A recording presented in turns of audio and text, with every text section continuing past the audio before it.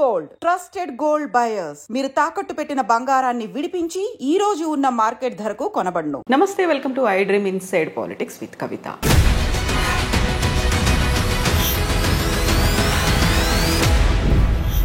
అక్రమంగా అమెరికాలో చొరబడ్డటువంటి వలసవాదుల్ని చేతులకి కాళ్ళకి సంకెళ్ళు వేసి మిలిటరీ విమానంలో పంపించేస్తోంది అమెరికా. అందులోనూ మన భారతీయులు కూడా ఉన్నారు. అయితే దీనిపై విపరీతమైనటువంటి విమర్శలు, వివాదాలు మొదలైపోయాయి.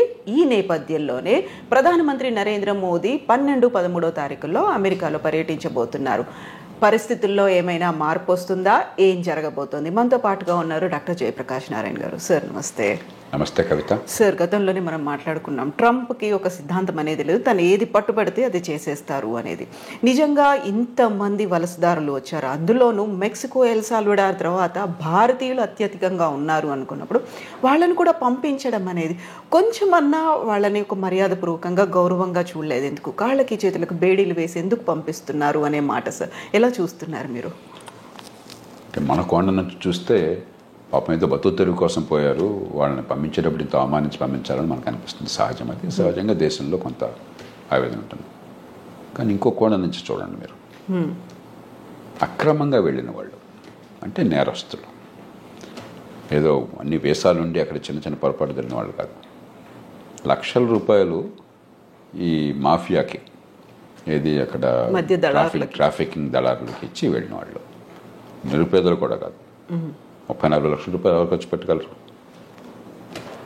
అది ఒకటి. రెండోది, మన విమానాల్లో వాళ్ళని తీసుకొస్తే మన దేశానికి పద్ధతి వేరు. వాళ్ళ విమానాల్లో వాళ్ళు పంపిస్తున్నారు, ఎవరు ఒకళ్ళని కాదు. ఆ ప్లేన్లో ఉన్న వాళ్ళంతా ఇలా వచ్చిన వాళ్ళే.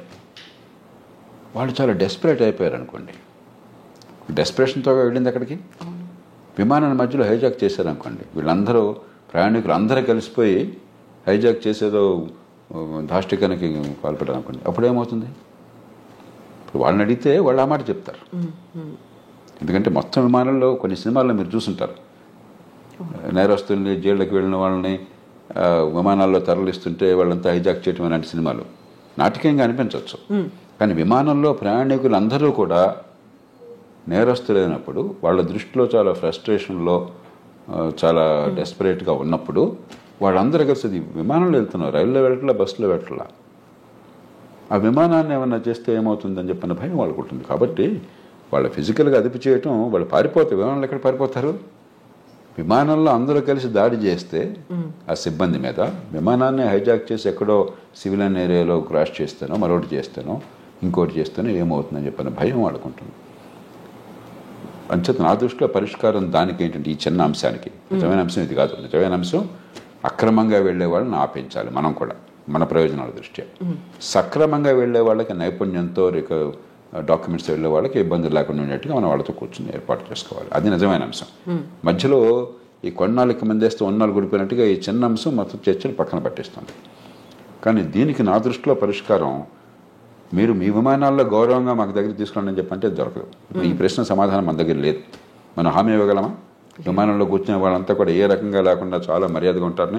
మామూలుగానే విమానంలో ప్రయాణం చేస్తుంటే ఎయిర్ హోస్టెస్ మరొకకుండా చాలా అవమానిస్తుంటారు, అరుస్తుంటారు మన కల్చర్లో. అలాంటి కొన్ని సంఘటనలు చూస్తుంటాం. కాబట్టి మా విమానాల్లో మేము తెచ్చుకుంటాం. ఒకసారి మీరు మాకు అప్పు చెప్పాక వాళ్ళ బాధ్యత మాది అని మనం తీసుకుని అవ్వకండి.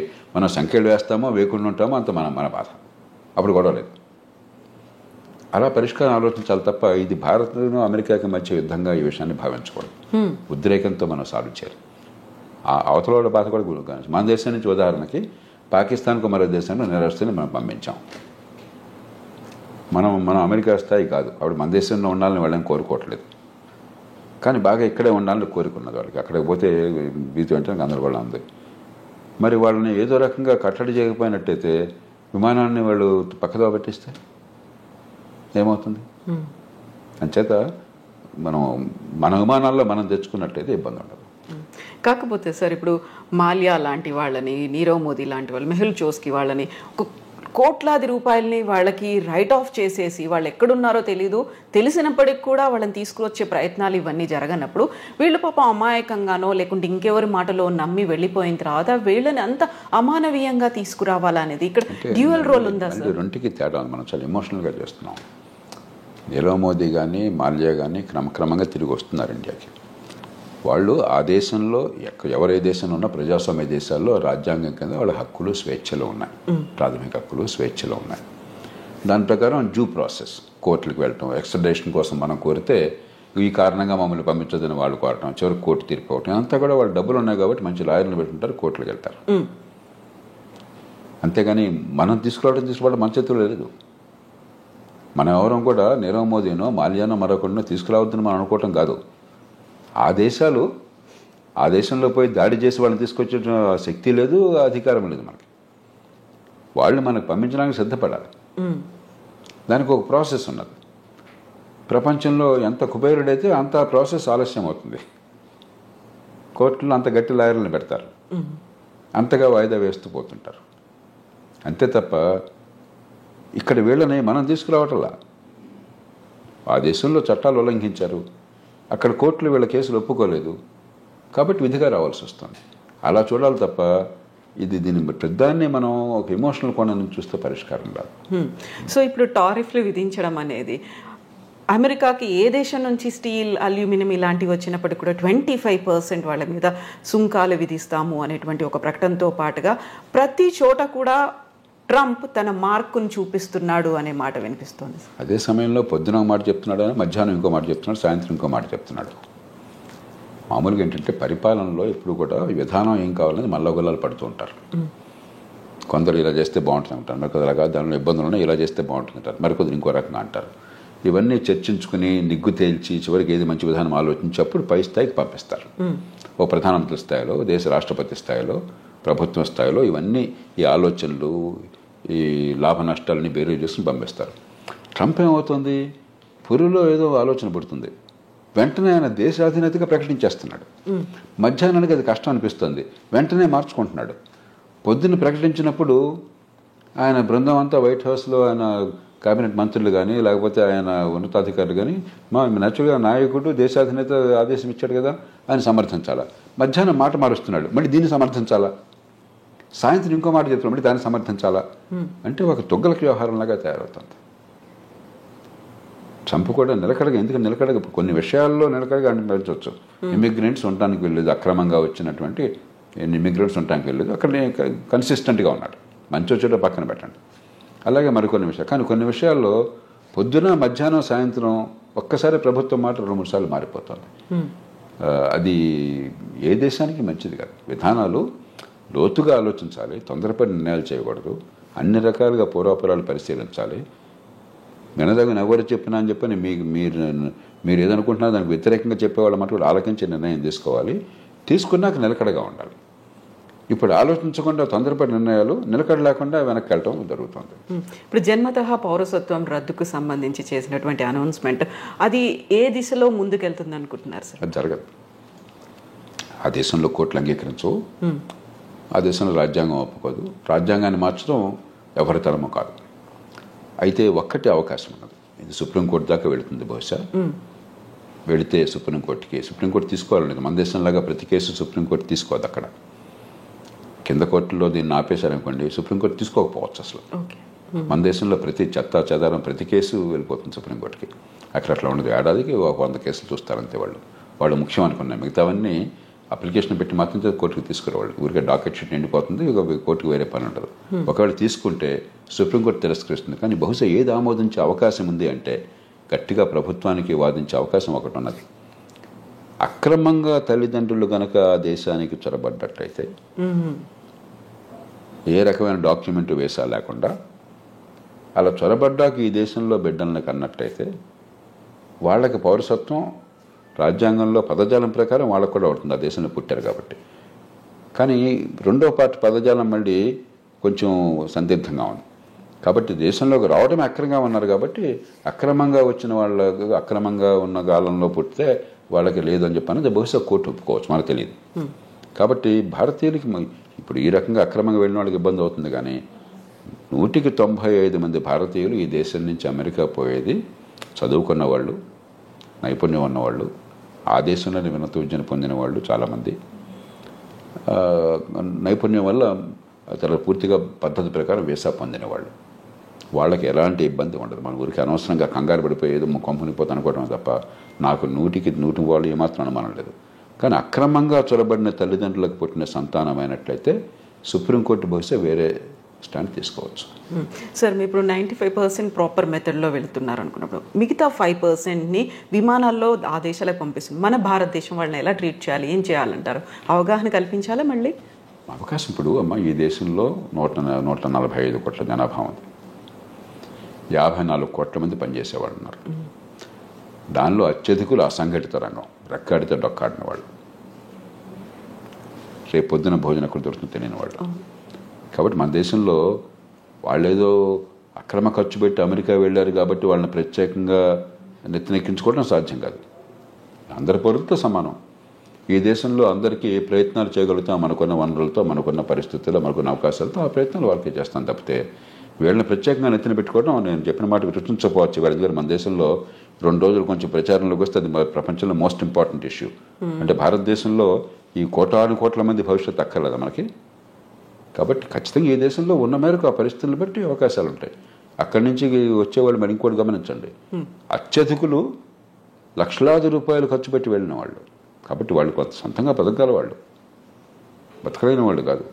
అందులో మనం చర్చ చేసినప్పుడు కూడా పత్రికల్లో కానీ టీవీల్లో కానీ ఇదేది మిడిల్ ఈస్ట్ అనుకోండి, అక్కడికి వెళ్ళిన వాళ్ళు అత్యధికులు, కొందరు బాగా నైపుణ్యం ఉన్నవాళ్ళే, మిగతా వాళ్ళు పాపం కాయ కష్టం చేయడం కోసం వెళ్ళిన వాళ్ళు. అది ఇది ఒకటి కాదు. అంచేత మనం ఖచ్చితంగా సానుభూతి చూపెట్టాలి. అంతేగాని మిగతా అన్ని వదిలేసి వీళ్ళ కోసం ప్రత్యేకంగా ప్రభుత్వాలు చేయమంటే మిగతా ప్రజలంతా ఏంటి? ఈ దేశంలో ఒక భేద దేశం, కోట్ల మంది అసంఘటితంగా ఉన్నారు. 185-90 మంది నెల జీతం లేనటువంటి కష్టపడి పనిచేస్తున్న వాళ్ళు, రెక్కాడి దగ్గర డొక్కాడిన వాళ్ళు. అందరి సంగతి పట్టించుకోవాలి ప్రభుత్వం. అందరితో పాటు తప్ప అందరికంటే ఎక్కువగా నెత్తిన పెట్టుకోవడం సాధ్యమో కాదు, అవసరమో లేదు. సో ఇప్పుడు మోదీ విజిట్ అనేది ఉంది సార్, రెండోసారి మా రాష్ట్రపతి అయిన తర్వాత వెరీ ఫస్ట్ టైం మీట్ అనేది ఉంది. ఏం జరుగుతుంది సార్? ఏమేమి ఎక్స్పెక్ట్ చేయొచ్చు మనం? ఇప్పుడు 3 విషయాలు. ఒకటి, ఇవన్నీ పక్కన పెడితే పార్టీ ఏదన్నా ఒకటి అమెరికాలో భారత్కి అమెరికాకి చాలా విషయాల్లో ఏకాభిప్రాయం ఉన్నది, ఉమ్మడి ప్రయోజనాలు ఉన్నాయి. అందుకనే వ్యూహాత్మకమైన ఒప్పందం, స్ట్రాటజిక్ అలయన్స్ అంటున్నాం. ఎందుకంటే చైనా పెద్ద భూతంలా కనిపిస్తుంది, వాళ్ళకి భూతం మనకి భూతం, వివిధ కారణాల వల్ల. ఆ నేపథ్యంలో దాన్ని మరింత సంఘటితం చేయడం, బలోపేతం చేయడం. రెండోది, ఇవన్నీ ఒక రకంగా చిన్న చిన్న సమస్యలు, పెద్ద సమస్యలు కాదు. మనకేదో పేపర్లో హెడ్లైన్ వచ్చింది కాబట్టి అనిపిస్తుంది. కానీ ఒక 10,000 మంది 20,000 మంది అక్రమంగా చొరపడిన వాళ్ళని తిరిగి పంపించడం అనేది లార్జర్ కాంటెక్స్ట్లో చాలా చిన్న సమస్య. అమెరికాలో బహుశా 50 లక్షల మంది భారతీయులు ఉన్నారు. 10,000 మంది 15,000 మంది లక్ష ఏంటి అసలు? వాళ్ళంతా అధికారికంగా చట్టబద్ధంగా వీసాలతో వెళ్ళిన వాళ్ళు. కానీ ఇలాంటి చిన్న చిన్న ఉంటాయి. ఇవన్నీ కూడా పరిష్కారం ఉభయతారకంగా కొంత ప్రయత్నం చేయడం. కానీ కీలకమైనది ఏంటంటే వాణిజ్యం, అంతర్జాతీయ వాణిజ్యం. భారతదేశానికి అమెరికాతో మిగులు ఉన్నది, కానీ పెద్ద మిగులు లేదు. పెద్ద మిగులు ఉన్నది అమెరికాకి కెనడాతో ఉన్నది, అంతకంటే ఎక్కువ మెక్సికోతో ఉన్నది, చైనాతో, మెక్సికోతో, కెనడాతో ఉన్నాయి.